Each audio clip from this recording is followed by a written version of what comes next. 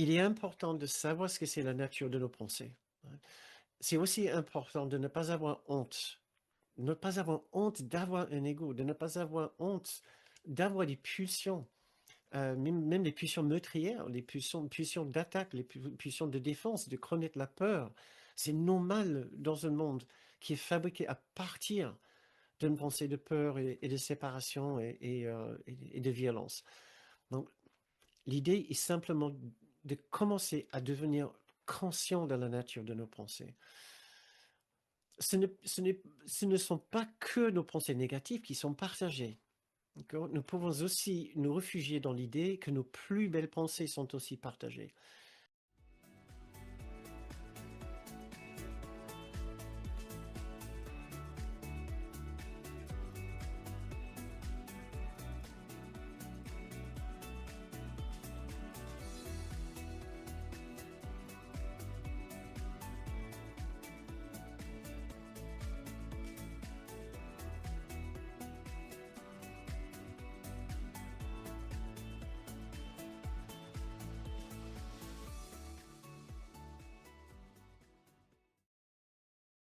Et voici la leçon 19. Je ne suis pas seul à éprouver les effets de mes pensées.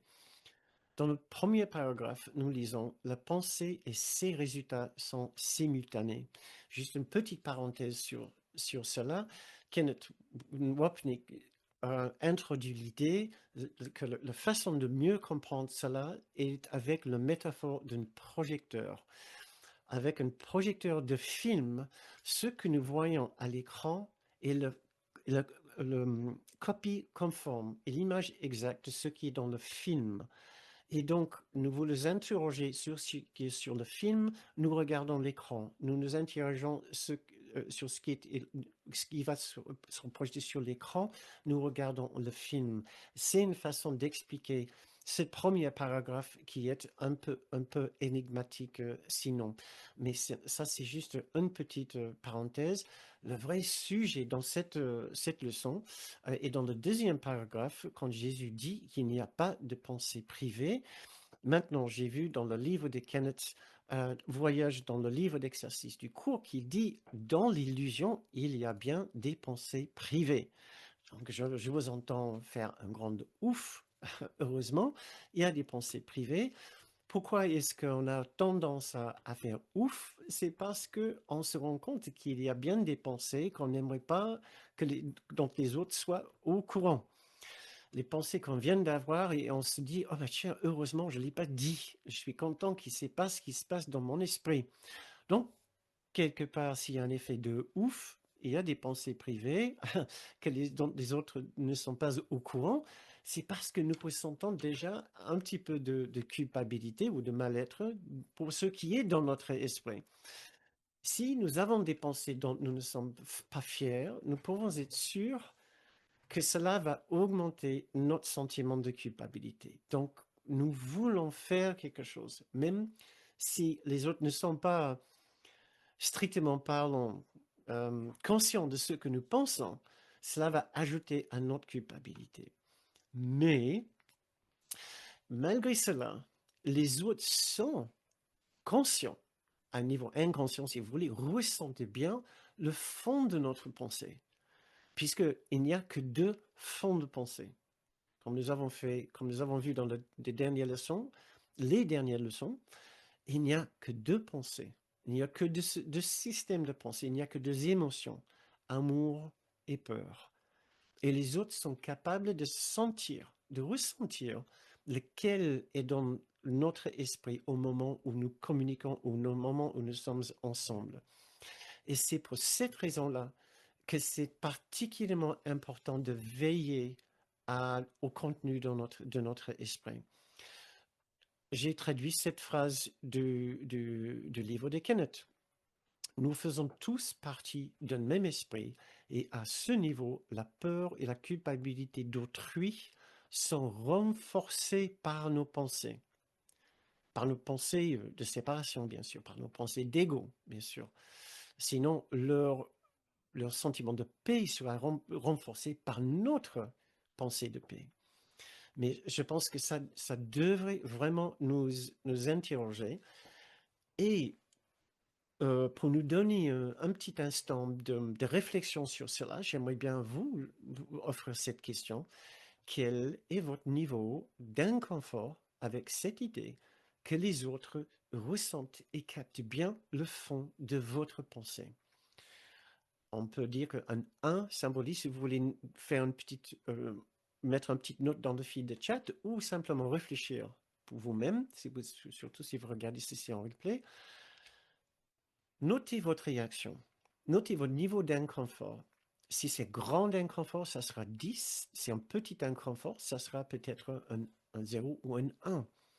Mais soyez conscient de notre niveau d'inconfort à l'idée que les autres soient conscients à un certain niveau du fond de votre esprit, que ça soit aimant ou non aimant, que ça soit une pensée d'inclusion et de fraternité ou une pensée de jugement et d'exclusion, que ça soit une pensée euh, de, euh, de gentillesse et de douceur ou une pensée de peur et de défense. Les autres peuvent ressentir et ils sont affectés par le fond de notre pensée, tout comme nous sommes affectés ou nous pouvons ressentir le fond de la pensée de notre personne.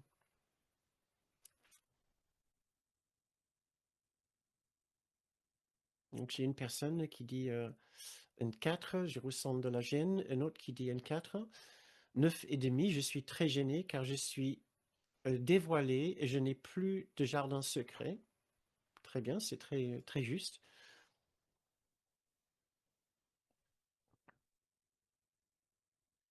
Quelque part dans un premier temps, cette idée devrait nous gêner. Après, nous commençons à devenir peut-être plus familiers avec l'idée et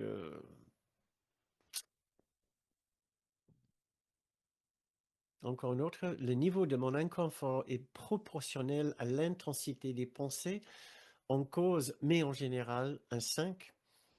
Si les autres savaient vraiment le fond de votre pensée, quand vous regardez la télé, quand vous regardez d'autres personnes dans la rue que vous appréciez moyennement, qui vous font peur, quand vous pensez à toutes les injustices dans le monde, quand vous réfléchissez à ce qui est en train de se passer dans d'autres parties du monde, j'ai une personne qui dit plutôt mal à l'aise, cela pourrait induire de la honte de penser ce que je pense.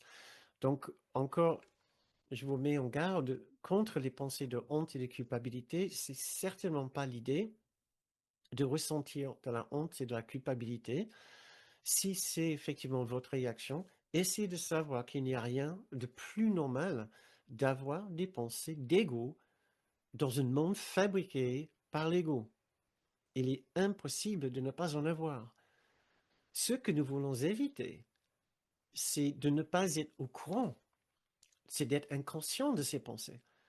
Sinon, nous nous laissons aller et il n'y a aucun chemin spirituel, il n'y a aucun chemin de conscience, il n'y a aucune amélioration, il n'y a aucun progrès vers la paix, vers la paix intérieure, vers la purification de notre esprit, pour utiliser un terme un petit peu plus fort symboliquement parlant. Une autre personne, ce n'est pas très confort. Ce n'est pas très confort, désolé Loïc. 5. Surtout à la vue de mes pensées d'attaque. D'accord, très bien. Ok. La conclusion ici, c'est que il est important de savoir ce que c'est la nature de nos pensées. C'est aussi important de ne pas avoir honte. Ne pas avoir honte d'avoir un ego, de ne pas avoir honte d'avoir des pulsions, même les pulsions meurtrières, les pulsions d'attaque, les pulsions de défense, de connaître la peur. C'est normal dans un monde qui est fabriqué à partir d'une pensée de peur et de séparation et de violence. Donc, l'idée est simplement de commencer à devenir conscient de la nature de nos pensées. Ce ne sont pas que nos pensées négatives qui sont partagées. Nous pouvons aussi nous réfugier dans l'idée que nos plus belles pensées sont aussi partagées. Et maintenant, j'ai envie de vous inviter à réfléchir. Est-ce que vous n'avez jamais rencontré quelqu'un qui vous a laissé immédiatement en paix ou qui vous a rendu immédiatement joyeux par le simple fait juste de regarder dans leur visage, ouais, et de voir leur sourire. Est-ce que cela vous est arrivé? J'espère que vous avez eu le bonheur d'avoir fait des rencontres de cette nature. Cela m'est arrivé à plusieurs reprises. Et parfois même les gens, quand vous visitez un pays étranger et vous voyez quelqu'un dont vous ne partagez pas la langue ni la culture, mais il y a un moment de complicité entre vous et vous vous souriez, comme si vous êtes des frères séparés par toute la forme de ce monde. Et pourtant, quelque chose vous lie. Et vous êtes heureux juste d'être dans la compagnie de l'autre personne. Là, il y a un instant d'union sans barrière. Ouais. Et plein de personnes, bien sûr, ont raconté une expérience semblable en regardant dans le visage de Kenneth Wapnick. Euh, Catherine dit oui, souvent elle a eu ce genre d'expérience. Et donc, ce que je voudrais vous rappeler ici, c'est que nous sommes, et c'est un enseignement essentiel de Kenneth Wapnick, nous sommes un dans l'esprit faux. Nous partageons tous l'esprit faux. Donc, nous partageons forcément tous les mêmes, la même violence dans notre esprit, le même besoin parfois de nous réfugier dans le jugement et l'injustice. Nous allons le faire. Mais c'est le même qu'en chacun. Donc, le fait de nous voir pareils dans l'esprit faux devrait nous aider à pardonner les autres pour leur esprit faux, à voir que nous sommes pareils, oui, même dans l'esprit faux. Et pour Kenneth, c'est absolument essentiel sur ce chemin de savoir que nous sommes unis dans l'esprit faux. Il n'y a qu'un seul ego. Et nous le sommes collectivement, avec 8 milliards de différents aspects, différentes expressions de ce même esprit d'ego. Ce n'est pas mon ego, j'exprime notre ego collectif à ma façon. Vous exprimez notre ego collectif à votre façon. Vous n'avez pas un ego séparé. Je n'ai pas un ego séparé. C'est attractif et tentant, et séduisant de parler de cette façon, ce que ça semble donner une particularité à notre esprit. Mon ego est comme cela. Non, nous n'avons pas un ego chacun. Kenneth disait, c'est la voie pour reconnaître que nous sommes aussi unis dans le Christ, unis dans l'esprit juste, unis dans le grand soi. Ces deux leçons nous apprennent que nous sommes unis dans l'esprit faux et unis dans l'esprit juste du Christ. Et donc, pour finir cette première partie, nous pouvons faire une petite méditation, mais je vais peut-être essayer de rattraper. Il y a quelques réponses qui sont entrées maintenant. Quelques beaux sourires en mémoire. Oui, même assez souvent, ce genre de rencontre, je me souviens d'un visage d'un jeune homme inconnu dans un parc. Il n'avait aucune séparation dans ses yeux. Seul l'amour se manifestait. Magnifique. Une autre personne, oui, à plusieurs reprises, et notamment lorsque je ris avec mon fils, il m'est également arrivé de partager de longues heures d'échange avec un étranger dont je ne parlais pas la langue. Je me sentais relié. Magnifique. Merci. Finissons cette première partie de la leçon 19 avec une méditation, si vous voulez bien. Juste un court instant de repli et de recueillement dans le silence de notre esprit. Si vous voulez bien fermer les yeux, ou juste baisser votre regard et vous intérioriser quelques instants.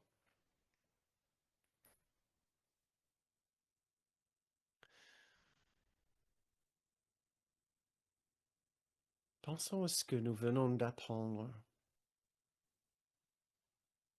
que nous sommes tous reliés. Oui, dans l'esprit faux, mais encore plus important, nous sommes tous reliés dans l'esprit juste. l'Esprit du Christ. Et nous pouvons communiquer à partir de l'Esprit du Christ en nous, à l'Esprit du Christ en les autres, simplement avec un changement d'esprit, avec un simple changement d'esprit. Quand notre esprit est pleinement dans l'amour et l'unité,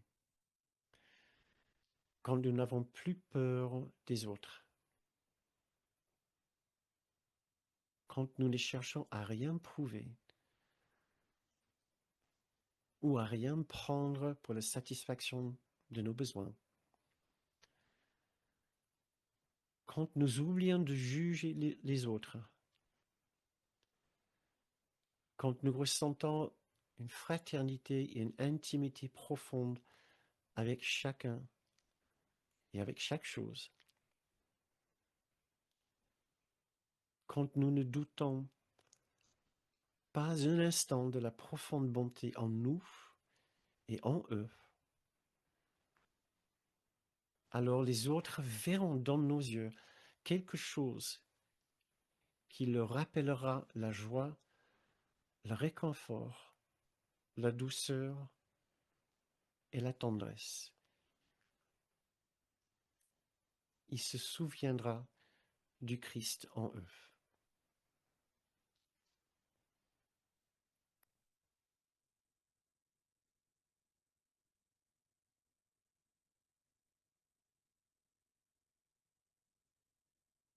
Très bien.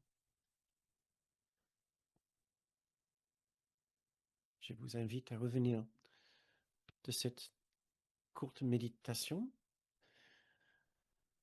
pour finir,